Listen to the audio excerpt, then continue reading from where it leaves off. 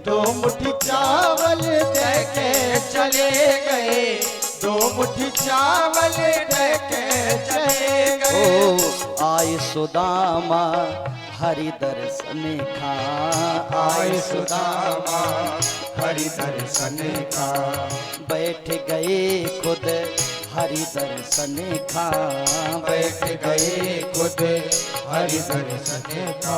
सुदामा जी भगवान के दर्शन करने आए थे, भगवान सुदामा के दर्शन करने लगे उल्टा। रुक्मणी जी मन में करे रही विचार, दो मुट्ठी चावल दे के चले गए, दो मुट्ठी चावल दे के चले गए।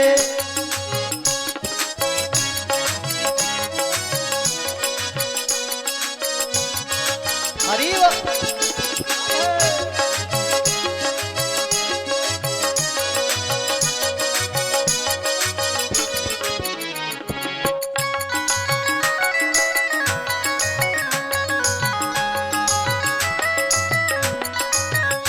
ओ दोनों लिपटे के असुआ बहावे, दोनों लिपटे के असुआ बहावे, लिपट लिपट के गले से लगावे, लिपट लिपट के गले से लगावे। अब मंत्री देख रहे हैं, संतरी देख रहे हैं, सब मंत्री मन में करे रहे विचार, दो मुट्ठी चावल दे के चले गए, दो मुट्ठी चावल दे के चले गए। आए सुदामा हरि दर्शन खा, आए सुदामा हरि दर्शन का, बैठ गए खुद हरि दर्शन खा, बैठ गए खुद हरि दर्शन का। रुक्मणी जी मन में करे रही विचार, रुक्मणी जी मन में करे रही विचार। दो मुट्ठी चावल दे के चले गए, दो मुट्ठी चावल दे के चले गए, दो मुट्ठी चावल दे के चले गए, दो मुट्ठी चावल दे के। भगवान ने हाथ पकड़ा सुदामा का, मैया लोग शांति बना रहे, मंच तक नहीं आना, वहीं जो भी वहीं अर्पित कर दीजिए। मेरी माँ 10 मिनट रुक जाओ, जय श्री कृष्ण। तो उस समय भगवान बड़े विशुद्ध भाव से वहां से स्तुति करी, सुदामा जी को ले गए अंतापुर में। भगवान ने सुदामा जी को बिठाया, जिस स्थान का पता ब्रह्मा विष्णु शंकर नहीं जानते, भगवान का एक अंतः कक्ष है जहां बड़े विशुद्ध भाव से सुदामा जी को भगवान ने बिठाया। सुदामा जी को बड़े भाव से बिठाने के बाद मेरे गोविंद ने चरण पलोटे, चरण पलोटने के बाद भगवान ने कहा कछु तो भेजो होएगो भौजाई ने। सुदामा जी पोटली छिपाने लगे, श्याम खींचने लगे, मेरी गरीबी है कृष्ण, ये दुनिया को मत दिखा, तुझ तक तो ये सीमित है, तुझ तक तो ये कृपा बनी रहे, तो तू तो सब जानता है। भगवान ने कहा नहीं नहीं, ये दे दे पोटली। भगवान ने जैसे ही पोटली छीनी और पोटली के गांठ को खोला, दरिद्रता की गांठ खुल गई। भगवान ने पहले एक मुट्ठी खाई, एक लोक का स्वामी बना दिया, दूसरी मुट्ठी खाई, दूसरे लोक का स्वामी बना दिया, और जैसे तीसरी मुट्ठी खाने लगे, हाथ गए हो प्रभु को कमला, नाथ कहाँ तुमने चितधारी, रंग कहीं आप समान कियो, तुम चाहते हो खुद होने भिखारी। भगवान ने कहा देवी रुक्मणी तू जानती है ये क्या लाया, ये निर्मल तन लाया है, निर्मल मन लाया है, और घर में जितना भी था सब धन लाया है। ये तन लाया, मन लाया, धन लाया, आज तीनों लोक दे करके से विदा करूंगा, तब तो इसकी भक्ति का प्रसाद में से दे पाऊंगा। कछुक दिन सुदामा रहे, रहवे के बाद भगवान ने कहा मित्र अब मुको भतीजी अतीजी के याद आ रही, तो घरे चलो, आप कृपा करो घर चलो। वहां से सुदामा जी महाराज मन में विचार किए कि चावल लाया था तो वो भी खा लिए, कछु दऊ अव है ना, कोई बात नहीं। देखो ब्राह्मण बड़ा संतोषी होता है, मन में विचार किया, नहीं दिया तो नहीं दिया, देखो तो कितना सम्मान किया। सम्मान तो देखो, अपनी रानियों के का सामने मेरे चरण में लूट गया, अपने द्वारपालों के सामने मेरा कितना सम्मान किया। कोई बात नहीं, ना देने दो। वहां से सुदामा जी निकले। कन्हैया बोले रुको रुको रुको, पंडित जी रुको, ये हमारे कपड़े उतारो जो पहने हो, ये उतारो। सुदामा बोले कपड़े भी? सुदामा बोली अब तो बहुत तुम महाराज, मतलब इतने बड़े राजा हो के, मतलब। सुदामा बोले कोई बात नहीं भैया, अब तुम्हारे यहाँ तो लो। दुपट्टा फेंक दी, पीताम्बरी फेंक दी, माला फेंक दी। हम तो जानत मठा मांग मांग खाते रहे जिंदगी भर। आज राजा स्वभाव थोड़ी बदल, मन में इतना जरूर सोचा। भगवान बोले वो तुम्हारी वो पहन लीजिए आप, और चलिए महाराज हम दरवाजे तक छोड़ दें। सुदामा जी जैसे ही दरवाजे के बाहर निकले, बड़े ध्यान से सुनना, जैसे ही भगवान बाहर निकले वही समय बड़े विशुद्ध भाव से देखा, आरती के थाल सजे, लोग तिलक करने को खड़े हैं। क्यों? एक ब्राह्मण आया था, जैसा आया है वैसे ही जा रहा है। कोई राजा महाराजा आता है तो सोना चांदी लेके जाता है, ऐसा तपोनिष्ठ कोई दूसरा ब्राह्मण नहीं हो सकता। इतना दिया लोगों ने, ढेर लग गया। सुदामा जी बोले कन्हैया अब मैं चलूं? कन्हैया बोले ये तो ले जाओ, जाए की इच्छा लेके आए थे, ये पुटड़ियां धरी सके दो अपनी। सुदामा बोले एक काम करो, रथ दे दो ना, अपना रथ लेके चलो, छोड़ाओ हमें। भगवान बोले हमारा रथ पंडितों का सामान ढोने को नहीं है महाराज, जाओ आप। भगवान वहां से सुदामा जी को विदा किए। सुदामा जी बड़े भाव से अपने महल के समीप गए, और सुदामा जब नगर में पहुंचे, सुदामा महलों को देखे डरे, यहाँ हती मेरी कांस झुपड़िया, यहाँ कंचन महले खड़े, सुदामा महलों को देखे डरे। सुदामा जी ने जैसे ही अंदर प्रवेश किया, पता है जैसे ही कदम बढ़ाया, एक बालक ने बताया यहाँ के राजा आप ही हो महाराज पांडे बाबा, तीनों लोग आपको मिल गए। तीनों लोग तो को पता चल गए, बोले पूरे नगर के ब्राह्मण यही कह रहे हैं। और सुदामा जी जैसे ही नगर के अंदर घुसे और जैसे ही अपने महल के अंदर पहला कदम रखा, बगल में मेरा सांवरिया सेठ मुनीम बना डायरी लिए बैठा है। डायरी लिए हिसाब कर रहे हैं, चश्मा लगाए हैं, टोपी लगाए हैं। सुदामा को इशारा किया, आ गए। सुदामा ने हाथ जोड़ के कहा ये क्या कर रहे हो आप? अब ऐसा है ना कि तू राजगद्दी करेगा और मैं तेरी सेवा करूंगा, क्योंकि तूने बहुत मेरा नाम लिया है, मेरे नाम सुमरण का यही फल है मित्र। अब आज के बाद तू जब राजगद्दी पे बैठेगा तो मैं आनंद से देखूंगा। सुदामा ने कहा तूने क्या सोचा?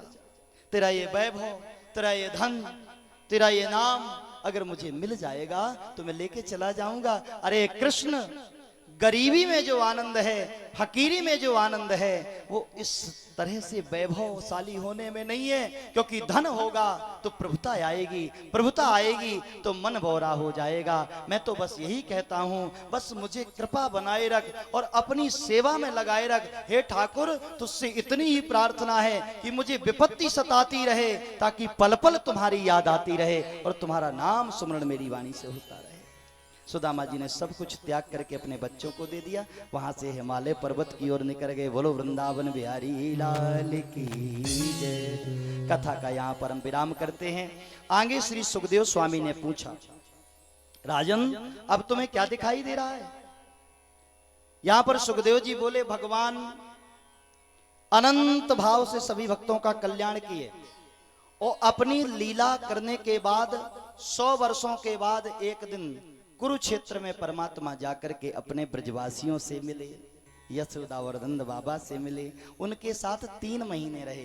कभी कभी भक्तों के द्वारा ये प्रश्न आता है, क्या भगवान दोबारा नंद यशोदा से मिले? तो हाँ भैया, कुरुक्षेत्र में भगवान स्नान करने के लिए गए। और जब भगवान स्नान करने के लिए गए, क्योंकि उस समय उस क्षेत्र में स्नान करने का पुण्य अलग होता है, तो भैया भगवान स्नान करे, 3 महीना अपने नंद बाबा के पास रहे।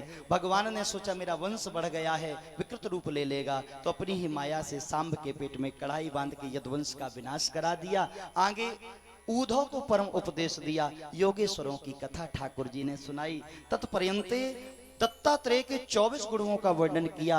प्रत्येक गुरु जो है वो शिक्षा गुरु होता है। जहां कुछ आपको मिले कुछ लेते चलिए। महाराज दत्तात्रेय ने जो 24 गुरु बनाए, पृथ्वीर्वायो आकाशा आपो विनस चंद्रमा रवि कपोतो जगरक सिंधु पतंगो मधुकृत गजा मधुवाहरणो मीना पिंगला कुरु गर्भका कुमारी सरकृता सर्पा हरुणा भी सुसेकृता। 24 गुरुओं की कथा सुनाई। जहां भी कुछ प्राप्त हो जाए, भले ही मूर्ख व्यक्ति क्यों ना हो। पिंगला नाम की वैश्या से भी शिक्षा ली कि उसको केवल अपने धन को ही पति मानती है। ऐसे ही जगत में जो अच्छी वस्तु हैं उनका आश्रय लेते हुए साधु को चलना चाहिए, संत को चलना चाहिए। आगे उद्धव जी को भगवान ने परम भक्ति का उपदेश दिया और बड़े विशुद्ध भाव से एक दिन मैया रोने लगी। तो देवकी मैया के जो 6 पुत्र मारे गए थे, भगवान ने सुतल लोक के बलि से ला करके वापस किए। और मैया को प्रेम उमड़ पड़ो तो मैया दूध पिलाने लगी। जैसी देवकी मैया को दूध पियो तो सभी बैकुंठ चले गए। मैया ने कहा, लाला तेरी कृपा मुझ पर बनी रहे। यहाँ कथा का विश्राम होता है। अंत में सुखदेव जी की आंखों से आंसू आ गए। विदाई होने लगी, क्योंकि विदाई का पल बड़ा ही अलौकिक होता है। और विदाई में आनंद है, क्योंकि आगे मिलने के एक विश्वास रहता है। यहां से तक्षक नाम का नांग चला, कश्यप नाम के ब्राह्मण से उसका सामना हुआ। धर्म का पाठ पढ़ाते हुए कश्यप आगे बढ़ा, एक पुष्प में प्रवेश करके आता। इससे पहले सुखदेव जी ने कहा, तू ये बता तू है कौन? अज्ञानम चा निरस्तम में ज्ञान विज्ञाय निष्ठया भवता दर्शनम क्षेमम परम भगवतम पदा। आखिर तेरे चारों ओर कौन है राजन? तेरे आगे यत्र तत्र सर्वत्र कौन दिख रहा है? राजा परीक्षित बोले, हे गुरुदेव, सर्वे कृष्णामयम जगत। मेरे आगे कृष्ण, पीछे कृष्ण, दिव्य दृष्टि में मेरे कृष्ण है। सुखदेव स्वामी बोले, अब तुझे तीनों लोकों में कोई नहीं मार सकता, क्योंकि तू आत्मा है और परमात्मा तुझे लेने के लिए चले आएंगे। यहां सुखदेव जी की अर्चना वंदना करके बड़े विशुद्ध भाव से विदाई हुई। भागवत जी का विराम श्लोक सभी लोग मेरे साथ बोले। इसके बाद एक भजन विदाई का और आरती।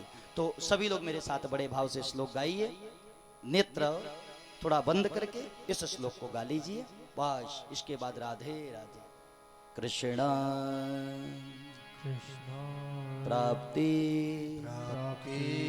करम शाश्वतम करम शाश्वतम प्रेमानंद प्रेमानंद फलप्रदम फलप्रदम श्रीमद श्रीमद् भागवती वार्ता भागवती वार्ता कलौकीरेण भासिताम कलौकीरेण भासिता नाम संकीर्तनम यस्य नाम संकीर्तनम यस्य सर्व पाप प्रणाशनम सर्व पाप प्रणाशनम प्रणामो दुख सह प्रणामो दुख सह मनस्तम नमामि हरि परम मनस्तम नमामि हरि परम कृष्णाय नमः कृष्णाय नमः गोविंदाय वयम नुमः गोविंदाय वयम नुमः। बोलिए भागवत भगवान की जय हो। मैया, हमने 7 दिन आपको कथा सुनाई है और 7 दिन की कथा में 1-2 नहीं हजारों शब्द बोले। और उन शब्दों में कुछ ऐसे भी शब्द थे जिनमें मैंने आपको हंसते हंसते डांट दिया। कुछ ऐसे भी शब्द थे मेरी माँ कि प्रेम में डूब करके मैंने आपको उत्साहित करने के लिए थोड़ा सा आपको हंसा भी दिया। हंसाया, चिढ़ाया, रुलाया, नचाया, ये काम मैंने किया। गोविंद की कृपा से मैंने आपको भागवत 7 दिन सुनाई। ये काम कोई ब्राह्मण नहीं करता, ब्राह्मण तो केवल सुनाता है। लेकिन मैंने ये 4 काम इसलिए करे क्योंकि ये मेरा नगर है और नगर में जितनी भी माताएं हैं सब मेरी मैया हैं। मैं कहीं बाहर का बालक नहीं हूं, तो मैं आपसे विदा भी नहीं मांग सकता। मुझे कहीं जाना नहीं है, इसलिए मैं आपसे कुछ ले भी नहीं सकता। मैं इसी नगर वीरभूमि महोबा में रहूं और आप इतना आशीर्वाद दीजिए कि भारत के कोने कोने में अपने जिले का नाम रोशन करूं और एक दिन पूरे भारत में कथा गाऊं। ये आपसे आशीर्वाद चाहता हूं। और बड़े भाव से सुखदेव जी की जो पूजा होती है उसमें सबको कुछ ना कुछ तिलक करना पड़ता है। तो आप लोग मंच तक आएंगे, व्यवधान आएगा, आप वहीं बैठे बैठे बड़े विशुद्ध भाव से अपने हाथ में चावल फूल कुछ भी ले लीजिए। हमारे विप्र देवता आएंगे तो आपको वहीं से प्रदान करके सुखदेव जी के कमंडल में डाल देंगे चावल, पुष्प, यदि मन करे तो मुद्रा। और इसके साथ आप सभी से विदाई मांगते हुए बस इतना ही कहूंगा, हरे कृष्ण। ओ